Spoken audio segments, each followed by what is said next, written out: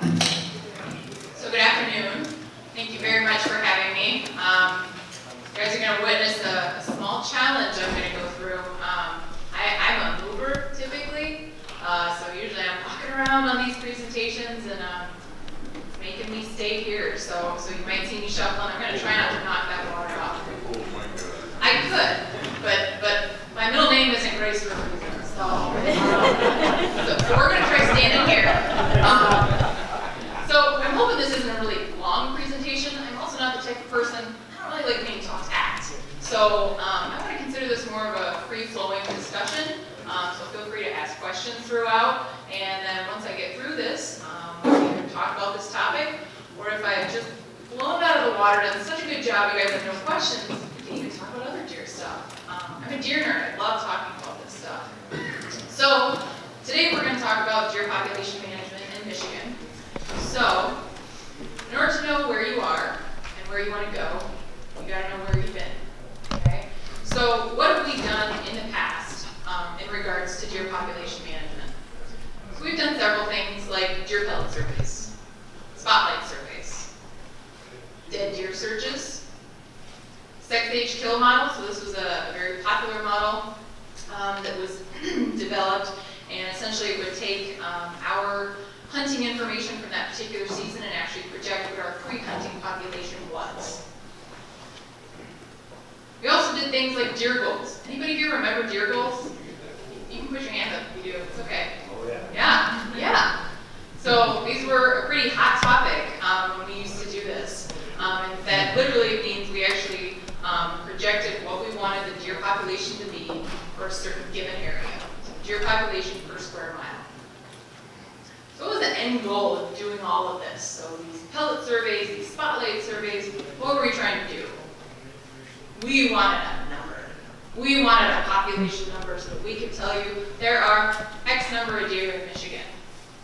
Right? Not a bad thing, right? Maybe. But what's really in a number?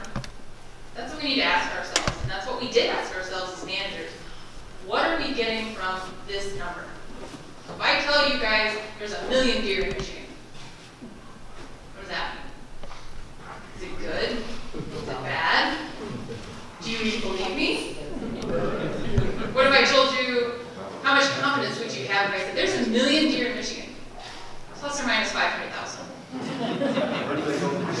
Doesn't sound as good, right? Yeah. Doesn't sound as good.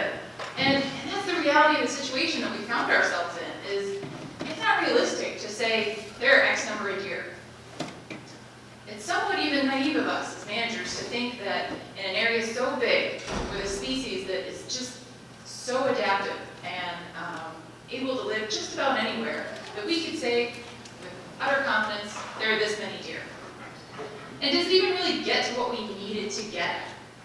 So if I tell you there are a certain number of deer, does that mean deer vehicle collisions are going to be a problem in that area? Crop damage? Does that mean that hunters are going to feel that there are enough deer to harvest in that area? I don't know. It's just a number. So what have we done since then? What have we learned from our past? So our present now is what we call adaptive management. What is adaptive management? So here is the lovely actual definition of adaptive management. I love some of these terms. A structured, iterative process of robust, you've got to love the robust decision-making in the face of uncertainty, with an aim to reducing uncertainty over time via system monitoring. It's a little obnoxious, right? It is. So what are we talking about here? Essentially what this means is we are going to learn and make decisions based on what we've learned. So we're going to take a look and see what are the trends that are happening within the deer population that we can monitor. And from that, we're going to say, where do we want to go? Nothing too crazy about that, right? It's based on continued learning. How can you argue with something based on continued learning? This is a good thing. But here's the challenge in it. As a manager, with wildlife biology, boy, I love thinking long term. And I'm not talking 10 years, I'm talking, let's talk 20, let's talk 100 years. I'll talk evolution with you. We can get that part into it. My job, though, is to think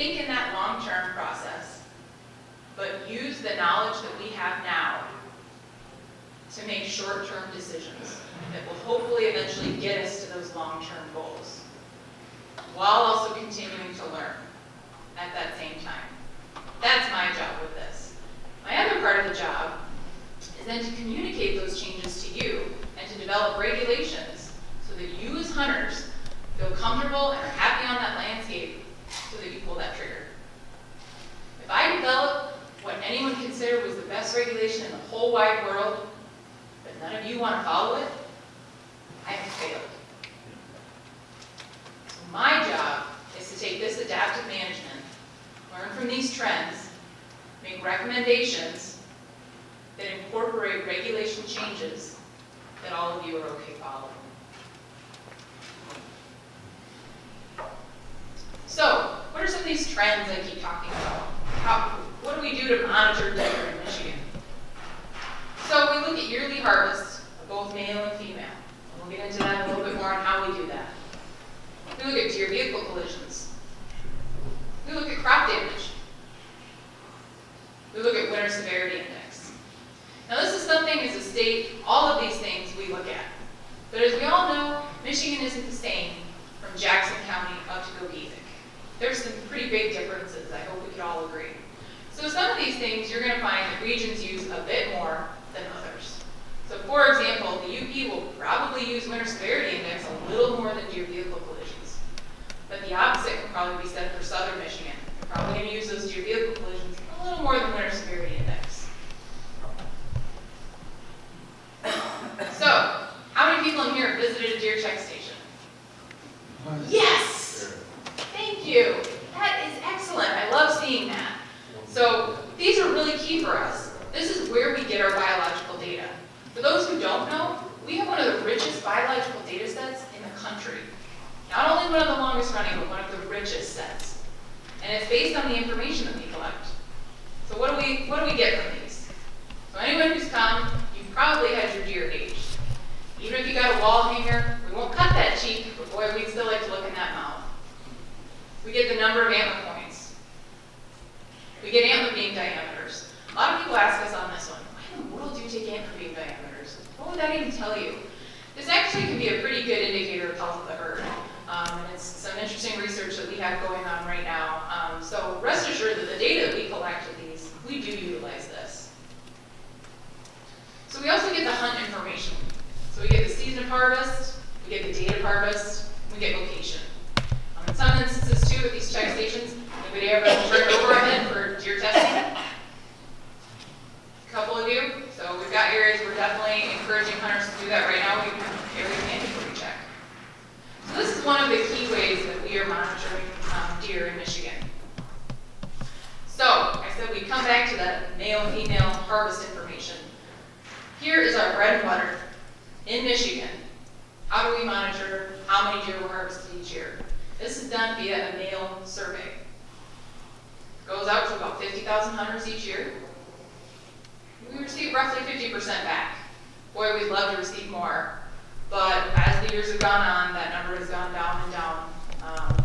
As we approach that 50% mark, we have been having to ask ourselves what are some changes we're going to have to make.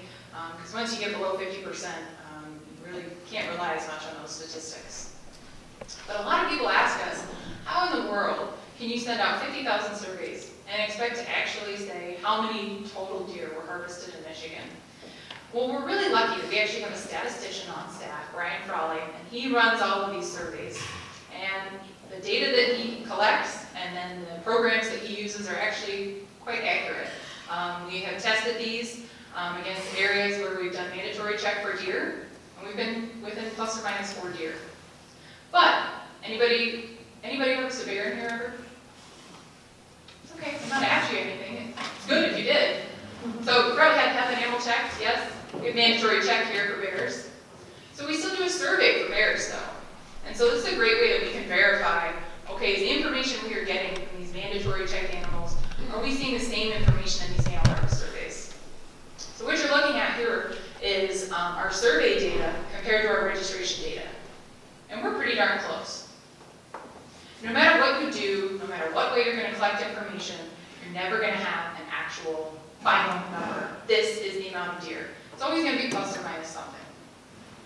So we're doing pretty good with this. Is that a good question, George? I was just wondering about how you make out with the online part of that same survey yet. Because I think a lot of people do that now and then don't get the survey, mail survey. So what George is referring to is we now do offer the Deer Hunter Harvest Survey online as well. So hunter can go on there, when they're done with their season, and fill that out, and we absolutely appreciate that. In that case, you're right, we wouldn't receive one in the mail because you would have already filled it out. We're not doing as great with that as we would like. And that's okay, because we just started a few years ago, kind of slow to pick it up, but we're really going to be encouraging hunters to do that in the future, and I'll come back to that in just a minute. So like I said, this is our bread and butter for the harvest. This is really where it comes from. So what does all this kind of culminate into? We have these different trends that we look at. And what does it mean for you as hunters? You as the general public? How do you figure out how in the world are these people managing deer in my area? What are they even doing? So hopefully some of you have visited this site, michigan.gov/deer. It's where you can pretty much find anything deer related in regards to us, the DNR. If you take that one step further and click on deer management info, you come to this lovely map. Anybody seen this before? Okay, all right. If I had stickers, you'd all get one. So this map was created, and it's an interactive map. You can click on any one of those DMUs. What does it get you? You click on that. This brings you to, and I happen to pick this one, local area, brings you to the write-up that was done by each biologist for the deer management units that they oversee. And essentially, this is their way of telling you, here's the area that this is, the description, here's the deer harvest analysis. And they give you things, they're talking about the trends, they're talking about the deer vehicle populations, the harvest, what winter impacts we're seeing, crop damage. Each of them has a map too. Here's the area we're talking about. Each of them also has this, the final piece of it, the deer recommendations. So this is each biologist summarizing based on all the information that we have available. Here's what we recommend for this area. And why are these so important? We are finishing up our first cycle of multiple year regulations for deer. So we're coming to the end of it, which means we're starting our new one, 2017 to 2019. These are 3-year cycles. So why do we have these? Why are these even important? So like I said, I already answered the when. So this is our first cycle, we're coming to an end, excuse me. So why do we have these? Multiple year regulations are just as important for hunters as they are to us as managers. For us as managers, one of the key components is when we put a regulation in place, we need to be able to determine if that's had the desired impact. So if we put a regulation in place and change it the next year, we have no idea if that had any sort of an impact.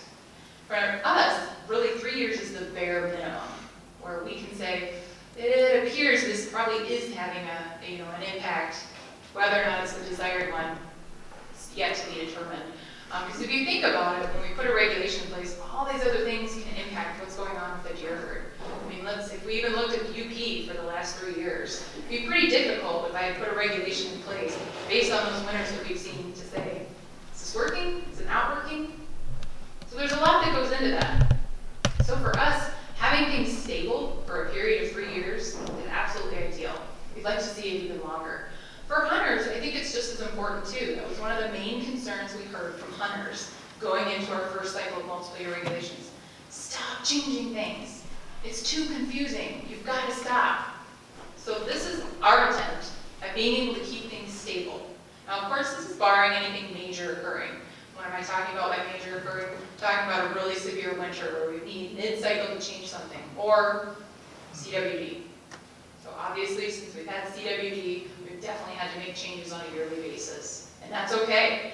We have these designed for this reason that if we need to, we can absolutely, in the middle of a cycle, change something. But barring all those things, we really like to see things stay the same.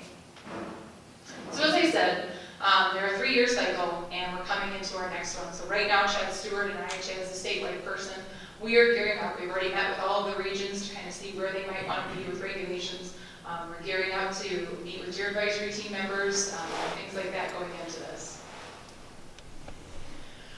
So I talked about where we are. in Michigan, how we relate to deer population numbers. But there's always other possibilities, and we certainly know that other states are employing other things. So everyone is probably familiar with the idea of either Telecheck or online registration, right? So there's lots of things that are good about this. Ease of use. So a lot of people, other states that we've contacted said, how do you guys think it's working?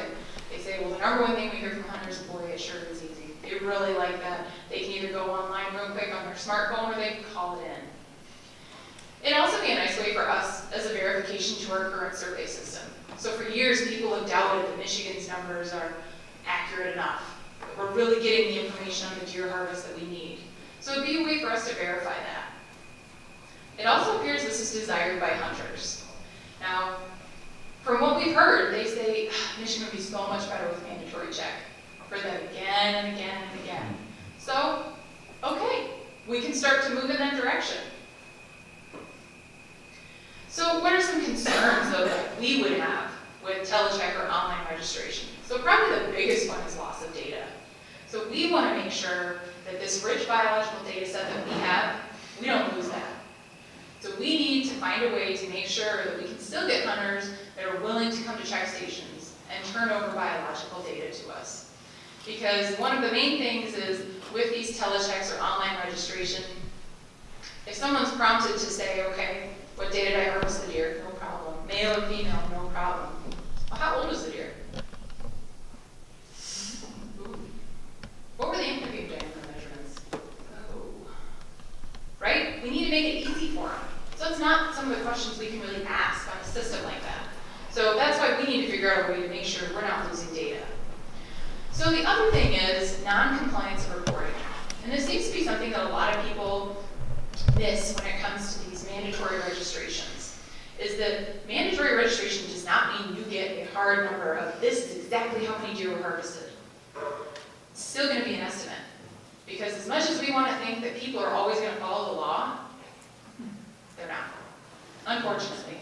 Most of them are, which is great, but not everyone is. But the question is, how many of them are following the law? So that would be up to us then. We have to figure out what the non-compliance rate is for that estimate.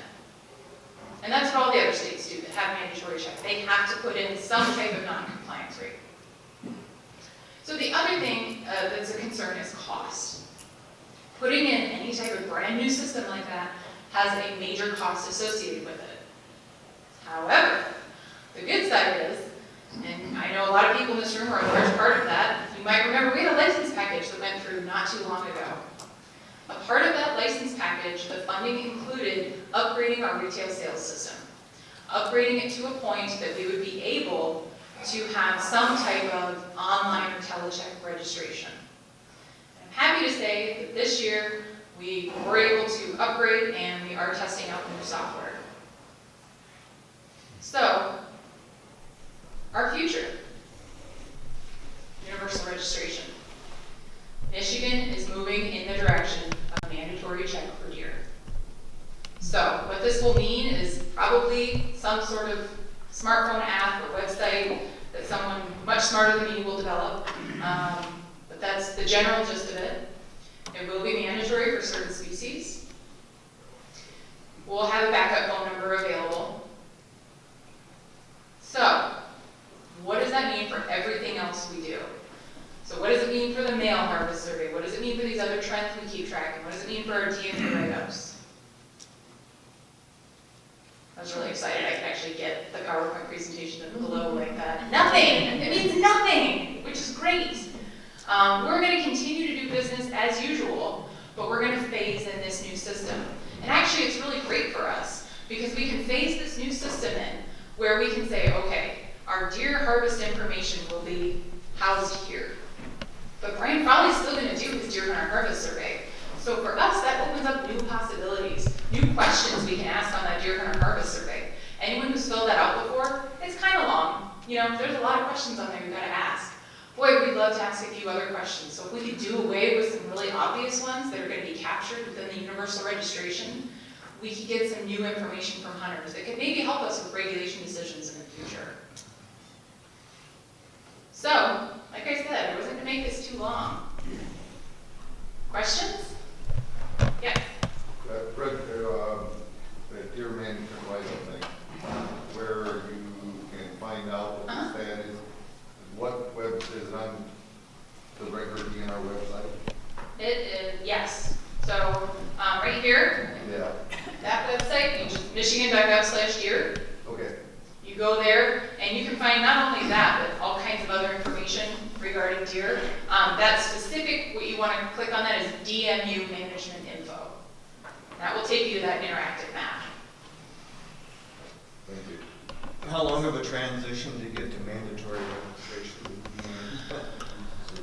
A while.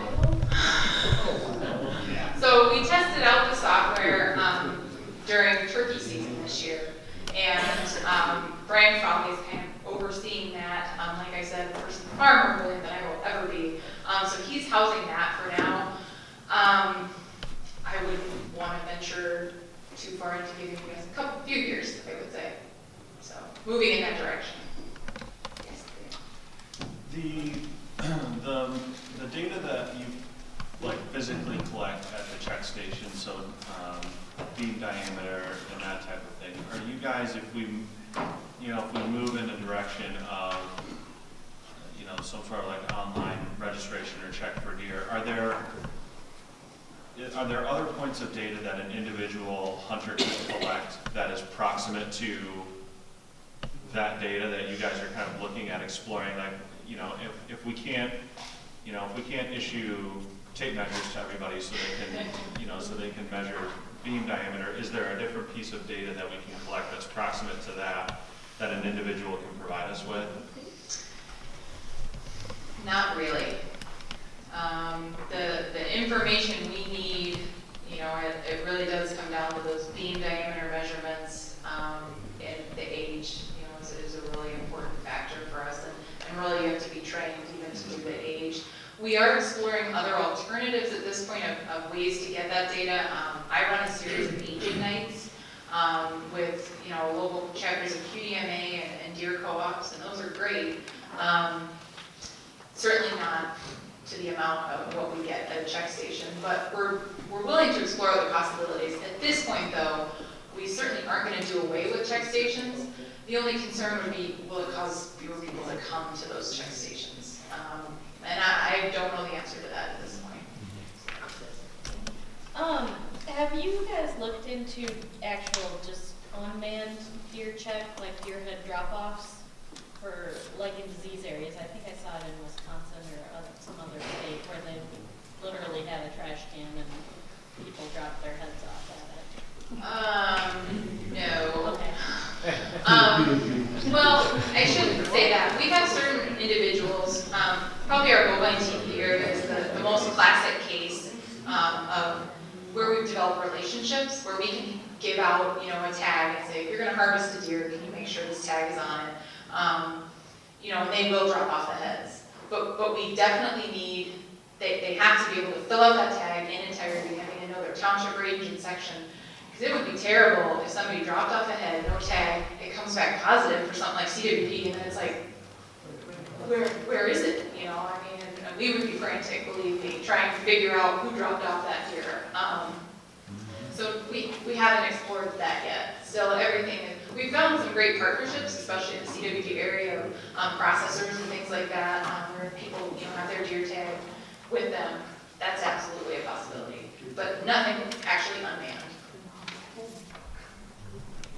Yes, sir. I was recently in California, and they have just implemented management deer check stations, essentially online. I was wondering if the state is leveraging any information from other states that already do it today. Oh yeah. Actually, Jen and I just got back from the Midwest Deer and Turkey Conference, and so we certainly have been talking with other states that have recently implemented things like Telecheck or an online registration. And I know Brian Frawley is constantly in contact kind of with his counterparts in those other states. So yes, anytime there are good ideas, we tend to love to piggyback on those. And they like piggybacking on ours too. So like a lot of the things that other states are learning about disease management largely came from management of bovine tuberculosis in Michigan. So yes, we have definitely conversed with other states. Yeah, there's, some people I know, weigh their deer, and I was thinking that might be something that you can include on the online thing, as long as it's not a guesstimate, because guesstimates can be 50 pounds off really easy. Yeah. And, so I'm just wondering if that, because that could tell you some idea what the age of that animal is, if it's 110 pounds or 160 pounds, you got a pretty good idea that's what that is. Yeah, that could be a possibility. And the only concern we would have with that again is where are they getting it weighed and, you know, kind of what are the specifics of that. I personally haven't explored too much information about that, but certainly a possibility I could pass on and ask Brian about for sure. So, Dan and then. I was just gonna ask, because we're coming up on, the next round of a 3-year reg cycle, and I know you guys won't do your regs meetings and stuff like that until a little after the first of the year, but, anything that you're hearing early about, any big changes that you think are in the hopper potentially for regulations up in this next cycle, or are things gonna be basically the same? I mean, with probably some, a few dials and so forth twisted in certain DMUs, but any kind of big wholesale type changes that you guys are thinking about right now that you can share, or? I never like to actually make predictions on regulations because I've come to learn you never know what's going to happen. But certainly one thing I can share is that we will be surveying the Northwest 12. So currently in the Northern Lower, we have 12 counties that are under a 3-point mandatory Antler Point restriction. We will be surveying that area in time for the results to coincide with the 2017 regulation cycle. So we should have a recommendation on that. As far as other regulation changes, nothing too crazy that I'm aware of. Of course, we're going to reevaluate everything. And so obviously if we have more discoveries with CWD, of course we'll make changes to that. We'll also be looking at our TB area though and assessing those regulations along with over the last 3 years, what are the trends that we've seen in terms of the disease prevalence. And so there could be changes to that. I don't know. Other than that, could be anything, could be nothing. So we'll be evaluating everything. Yes? Mine was in line with the Northwest there, the quality deer, the 3-point antler restrictions, and I know from what you said, 3 years is like short, so. Yep. But can you tell us what you've learned or what they've learned about that? Sure. So in that sense, if we're talking about an antler point restriction, I can give you a pretty good idea of what's happening even just after 3 years. And the reason for that is it's a law. We put a law in place that essentially took a portion of that population and we removed it from being able to harvest it. And so that works. Biologically, that works. So essentially what we saw is prior to the antler point restriction being put in place in those counties, we were seeing roughly 70% of the bucks being brought to check stations from that area were 1.5-year-old bucks. Now what we've seen after that time, we're sitting at about, and I'm averaging over the 3 years it's been in existence, about 28%. Our 1.5-year-old bucks now being brought to check stations as a result of that. And again, not a huge surprise. Again, we put that as a law in place. So what we saw was the first year the regulation went in place, big drop in buck harvest. Because if you're used to 70% of what you're seeing at a check station and say, whoop, that's no longer a legal target on the landscape, you're going to have to wait at least a year for that to rebound. Since then, we have seen numbers rebound, and so now really the majority we're seeing at check stations are going to be 2.5 and 3.5-year-old bucks. So that's basically what we've seen. And again, it's not a huge shock. The question now is it what hunters want? So is what they're seeing on the landscape, or do they feel that it rebounded enough that they're seeing the success that they want? And so that's really what the survey will be asking. Do you want this to continue? So, does that answer? Yeah. Okay. And then Jim, sorry. A follow-up on that. What about, like, in that area, we have for all hunters in that area, in the Upper Peninsula, you have a single license holder can shoot a spike. Yep. And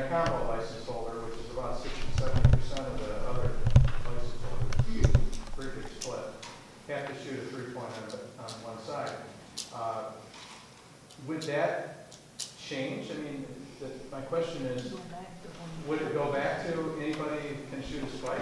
Or would it go to a higher antler restriction across the board? Would what change? Well, yeah, it's mandatory in the, Yep. in the Northwest 12 that no matter what license you hold, Mhm. that you have an antler point restriction. But Yep. in the upper peninsula, Mhm. it's a single license holder has one set of rules, Yep. and the combo license holder has another set. So you see some of that increase, but it's not completely across the board, so which way would you go with that area? So it's interesting that you bring up that area. The northern lower actually has hunter's choice as well, and that's in 6 counties over in the northeast. So the northern lower gives us a very interesting test case, if you will, as to, with different regulations in place, what are the impacts of those regulations? Because if you look at the northern lower as a whole, we have 12 counties in the west that have a mandatory straight antler point restriction. You go to the middle, you have largely what most of southern Michigan has, which is a 3-inch rule. You go just a little farther east, and now you have hunter's choice, where you've got the 3 on a side if you buy the combo, or you have the 3-inch rule if you buy the single license. We were able to actually look over the years, pre all those regulations and then post all of those regulations. And what we have found is that when you have a straight antler point restriction, no huge surprise, you see a huge drop in the 1.5-year-old bucks being brought to check stations. And that's year 1, you're going to see that huge drop. In the hunter's choice area, you actually see, a drop, but it's far more gradual. But what we have found, the data is showing that the hunter's choice area and the straight antler point restriction area still gets to about the same level. So when I'm talking about levels, I'm saying the amount of 1.5-year-old bucks brought to check stations. So the percentage of those, it sits right around between 20 and 30% for both areas. Now the interesting thing about that though, is that if you look at the middle counties of the northern lower, no regulation change here. We're talking a 3-inch rule that's been in place since God was a boy. Now what we've seen is certainly not down to those levels, but we have seen the same downward trend in those areas of fewer yearly bucks being brought to check stations. To us, what that's signifying then is a cultural shift that's occurring. So a cultural shift of hunters saying, I want to pass on a certain type of buck and wait. So for us as managers, there's a couple different ways we can look at that. We can look at that and say, seems like this is really what hunters want. So we could put a regulation in place that gets it there like that a lot faster. Or we could say, you know what? It's already doing what it needs to do. It's going on this downward trend. We could just let it do its thing. Let hunters continue to make that choice as to what they want to do. So the very long version answer to your question is we're seeing basically the same results at this point in time. So honestly, it will come down more to what hunters want than what's the right thing to do. You know, in our mind, there is really no right thing to do. I'm concerned about the biological health of the herd, so that would have the greatest impact. So for example, if CWD continued to expand, we would likely have to do away with all antler point restrictions, including the 4-point on the restricted tag. Simply because, as management goes, it's inappropriate to have an antler point restriction when you have CWD in an area. So, like I said, very long version. Jim, I know you've been waiting. Go ahead, Jim.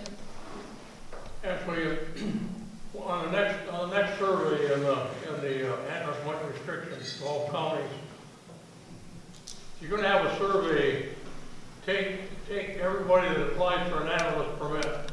Like Osceola County, you got 5,000 permits you're going to issue. That's 5,000 responses you're going to get. Do you want Antler Point Restrictions or don't you? Rather than taking off the surveys, because I know all my surrounding neighbors on private land, nobody got asked if they favored or not favored. This way, you're going to get all the 12 counties, and you're going to get a lot larger response back and a much better idea than what happened in the past. Sure. So that's certainly been a point of contention with our Antler Point restriction process, is the fact that not everyone feels as though they get a voice, that they get to bring their opinion forward and that, and we certainly recognize that. You know, the way the process works is it's a survey. So inherent in the definition of a survey is that it's not a vote. So it's not put out to everyone. We are simply getting a pinpoint of the population of that area to see, okay, is this pretty much what people want? And for the most part, the breakdown ends up being what people would think. Most of the people who receive the survey, they're local. Most of the people who receive the survey tend to be a landowner. And so it works out well in that sense.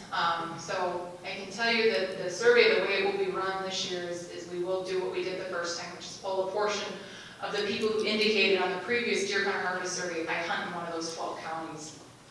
That's not to say, though, that if we move in the direction of, say, universal registration or something like that, that maybe that isn't an option that we offer up in the future. It could even be just a question that's in general asked.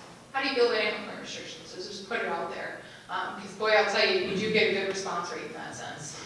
How much more simple can it be, Ashley, how much more simple it can be than when you apply for an animal permit, you have one question, are you in favor of Antler Point restrictions? Sure, Period. sure. That, you know, I go through all the survey when you have the ability to do that very simply.